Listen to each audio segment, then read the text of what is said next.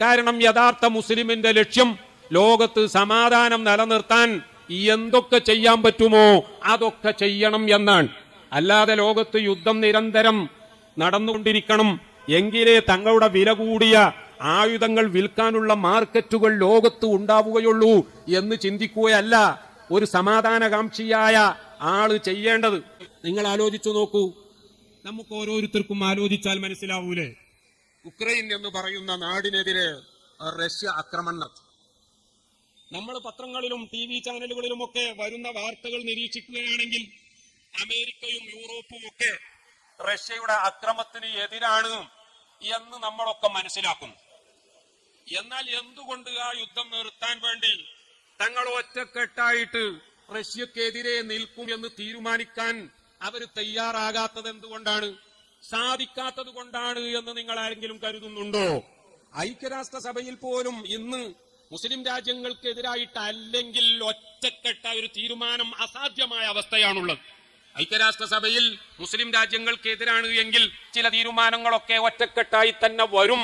ഏറ്റവും ചുരുങ്ങിയത് വീറ്റോ പവറുള്ള 5 രാജ്യങ്ങൾ തന്നെയെങ്കിലും ആ വിഷയത്തിൽ ഒറ്റക്കെട്ടാകും എന്നതിന്റെ തെളിവല്ലേ ഇറാഖിൽ നടന്ന യുദ്ധത്തിന് അവരൊക്കെ വളരെ ശക്തമായി തന്നെ പിന്തുണച്ചു. യുദ്ധം കഴിഞ്ഞ് സദ്ദാം കൊല്ലപ്പെട്ടു, ഇറാഖ് എന്നേക്കുമായി തകർന്നു കഴിഞ്ഞപ്പോൾ ആ മാസ് വെപ്പൺസ് ഓഫ് ഡിസ്ട്രക്ഷൻ, സംഹാര താണ്ഡവമാടാനുള്ള ആയുധം സദ്ദാം കൈക്കലാക്കി എന്നുള്ള വാദം ഞങ്ങളുടെ ഇന്റലിജൻസിന്റെ പിഴവായിരുന്നു എന്ന് ടോണി ബ്ലെയർ മാത്രമല്ല അമേരിക്കയിലെ ജെയിംസ് ബേക്കർ അടക്കമുള്ള ആളുകൾ തുറന്നു പറയാൻ അവർ തയ്യാറായത് അതുകൊണ്ടല്ലേ? കാരണം അവർക്ക് യുദ്ധം തുടങ്ങുമ്പോൾ തന്നെ അറിയാം ഞങ്ങൾ ഈ പറയുന്ന കാരണം ഒരിക്കലും യഥാർത്ഥമല്ല, പക്ഷേ ഒരു യുദ്ധം ഉണ്ടാകണം. റഷ്യക്കെതിരെ എന്തേ ഇവരൊന്നായിട്ട് അത്തരം ഒരു തീരുമാനമെടുക്കാഞ്ഞത്? റഷ്യ തങ്ങളെ ഒന്നായിട്ട് വിഴുങ്ങും എന്ന പേടിയാണോ? റഷ്യയെ സംബന്ധിച്ച് ഇന്ന് ലോകത്തിന് അത്തരം ഒരു ഭയം തന്നെയില്ല. കാരണം യുക്രൈനോട് വരെ പല യുദ്ധമേഖലകളിലും റഷ്യ തോറ്റുകൊണ്ടിരിക്കുകയാണ് എന്നതാണ് വസ്തുത. നമുക്കറിയാം ഈ യുക്രൈനിൽ റഷ്യ പിടിച്ചടക്കിയ പല സ്ഥലങ്ങളും കൗണ്ടർ അറ്റാക്കിലൂടെ യുക്രൈൻ തിരിച്ചു പിടിക്കാൻ തുടങ്ങി. അവിടെ റഷ്യൻ പട്ടാളം തങ്ങളുടെ മാരകമായ ആയുധങ്ങളൊക്കെ ഉപേക്ഷിച്ച് അവിടെ നിന്ന് പോകാൻ നിർബന്ധിതരാകുന്ന ഒരവസ്ഥയാണ്. അമേരിക്കയും യൂറോപ്യൻ യൂണിയനും ഒക്കെ ശക്തമായി യുക്രൈന്റെ കൂടെ നിലനിന്നിരുന്നു എങ്കിൽ കൊറിയകൾ തമ്മിലുള്ള യുദ്ധം ദിവസങ്ങൾക്കുള്ളിൽ അവസാനിപ്പിക്കാൻ അന്താരാഷ്ട്ര സമൂഹത്തിന് സാധിച്ചു എന്നും എന്നേക്കുമായി നോർത്ത് കൊറിയയെ ഒറ്റപ്പെടുത്താൻ സാധിച്ചു എന്നുമാണ് വസ്തുത എങ്കിൽ ഇപ്പോൾ ഇച്ഛാശക്തി ഉണ്ടായിരുന്നു എങ്കിൽ അവരോടതിന് സാധിക്കുമായിരുന്നു.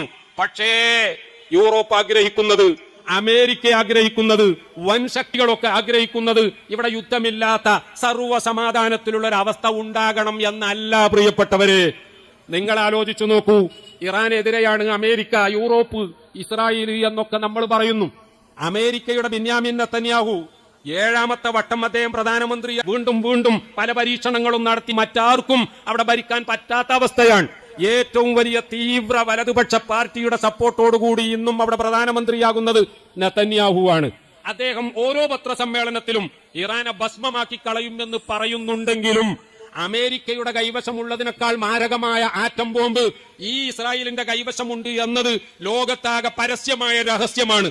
പക്ഷേ ഒരു യുദ്ധത്തിലൂടെ ഇറാനെ നശിപ്പിച്ചു കഴിഞ്ഞാൽ ഇറാന്റെ പേര് പറഞ്ഞ് മറ്റ് അറബ് രാജ്യങ്ങളെ പേടിപ്പിച്ചു നിർത്താൻ പിന്നീട് അവസരമുണ്ടാവുകയില്ല. അങ്ങനെയാകുമ്പോൾ ബില്യൺ കണക്കിന് ഡോളറുകളുടെ ആയുധ കച്ചവടം അറബികളുമായി നടത്താൻ കഴിയില്ല. ആയുധപ്പുരകളും ഫാക്ടറികളും പൂട്ടേണ്ടി വരും എന്നുള്ള ഭയം അമേരിക്കയെ, യൂറോപ്പിനെ, ഇസ്രായേലിനെ എല്ലാം പിടികൂടിയിരിക്കുകയാണ്. ഞാൻ ഇതൊക്കെ രാഷ്ട്രീയമായ ഇടപെടലുകൾ നടത്തുകയല്ല, മറിച്ച് നിങ്ങൾ ചിന്തിക്കാൻ വേണ്ടി ചില ഉദാഹരണങ്ങൾ പറഞ്ഞു എന്ന് മാത്രം. ലോകത്ത് സമാധാനം മാത്രം ഉണ്ടാകണം എന്ന ആഗ്രഹം പ്രിയപ്പെട്ടവരെ ലോകരാഷ്ട്രങ്ങൾക്കൊന്നും തന്നെ ഇല്ല എന്ന വസ്തുത നമ്മൾ മനസ്സിലാക്കണം.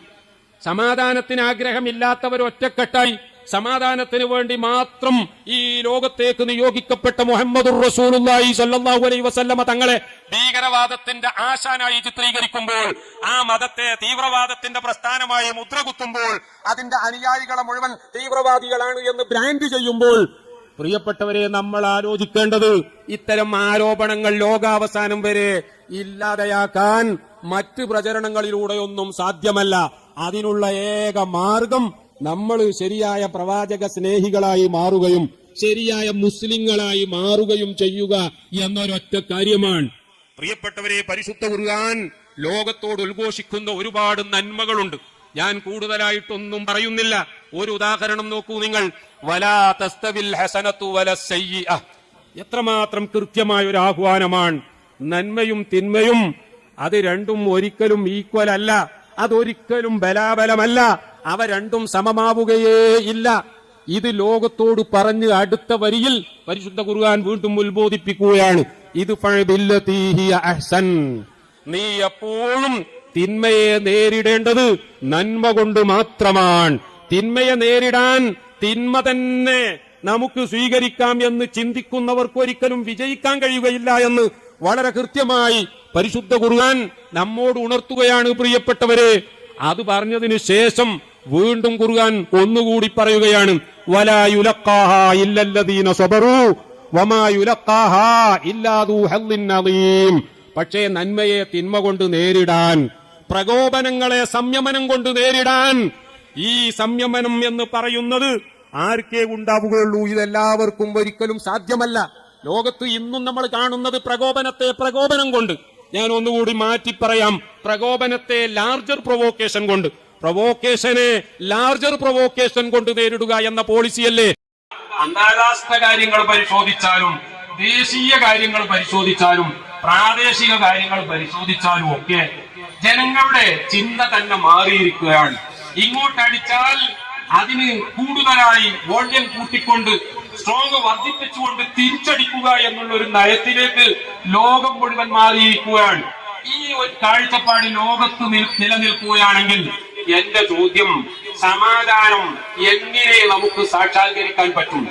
സൗദി അറേബ്യയിലെ മുഹമ്മദ് ബിൻ സൽമാൻ MBS അവിടുത്തെ ക്രൗൺ പ്രിൻസ് ആണ്. മെനിയാന്ന് അദ്ദേഹത്തെ ഇന്റർവ്യൂ ചെയ്തു. മാർക്ക് എന്ന് പറയുന്ന ലോകോത്തര പത്രപ്രവർത്തകൻ, അദ്ദേഹം ഫ്രാൻസ് 24 ചാനലിലെ ഇന്റർവ്യൂ സംഘടിപ്പിക്കുന്ന ആളാണ്.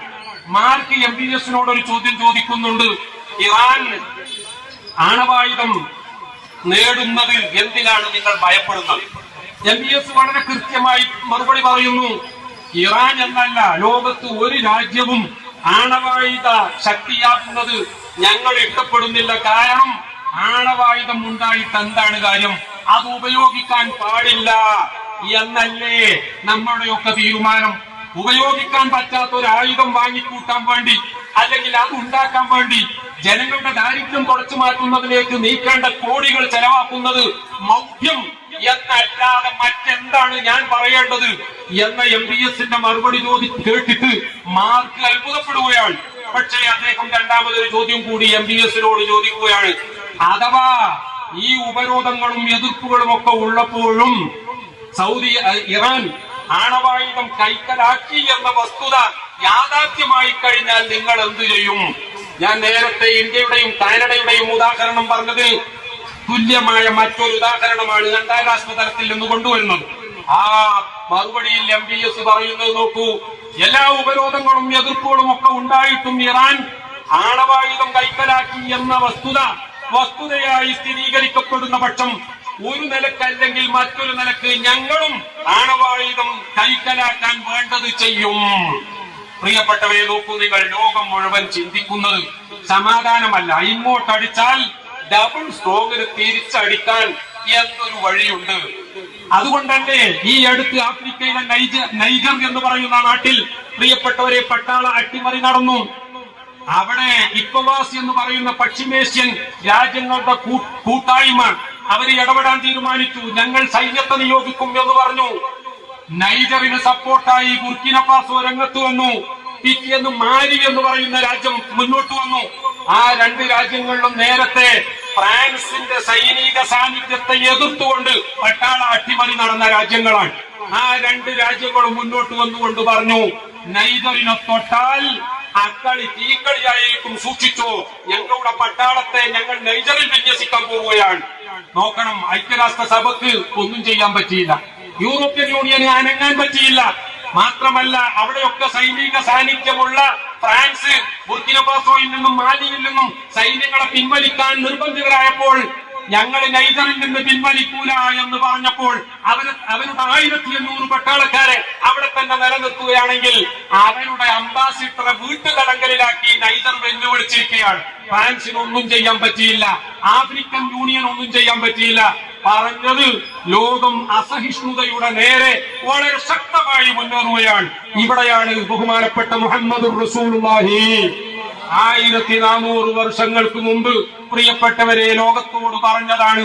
ഞാൻ നേരത്തെ നിങ്ങളെ കേൾപ്പിച്ചത്, വലാ തസ്തവിൽ ഹസനത്തു വല സയ്യിഅ, ഒരിക്കലും നന്മയും തിന്മയും ഒരിക്കലും നെവർ ഈക്വൽ, അവ ഒരിക്കലും സമമല്ല. ഇത് നീ എപ്പോഴും തിന്മയെ നേരിടേണ്ടത് നന്മ കൊണ്ടാണ്. തിന്മയെ നേരിടാൻ നന്മയാണ് നീ ഉപയോഗപ്പെടുത്തുന്നതെങ്കിൽ അതിന്റെ അനന്തര ഫലം എന്തായിരിക്കുമെന്നറിയാമോ?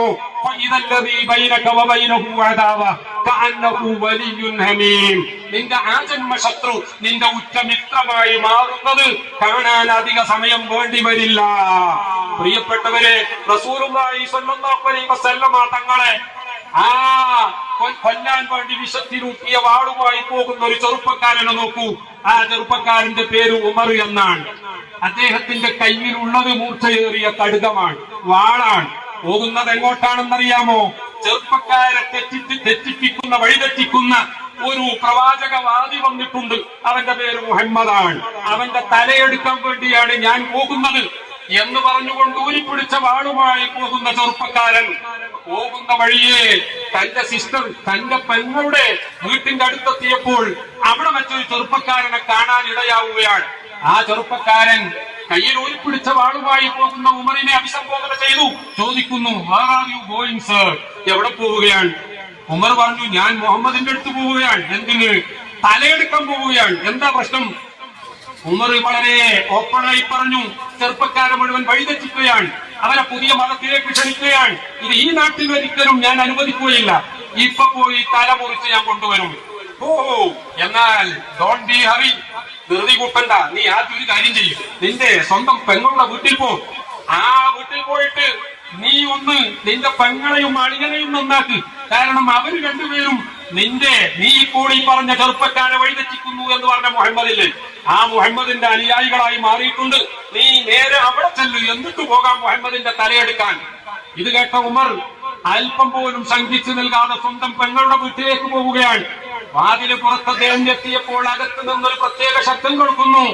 ആ ശബ്ദം കേട്ടപ്പോൾ ഉമറിന് മനസ്സിലായി തന്റെ പെങ്ങളും അളിയനും പുതിയ പാർട്ടിയിൽ ചേർന്നിരിക്കുകയാണ്. അതിന്റെ ചില പാഠങ്ങൾ അഭ്യസിക്കുകയാണ് അവർ.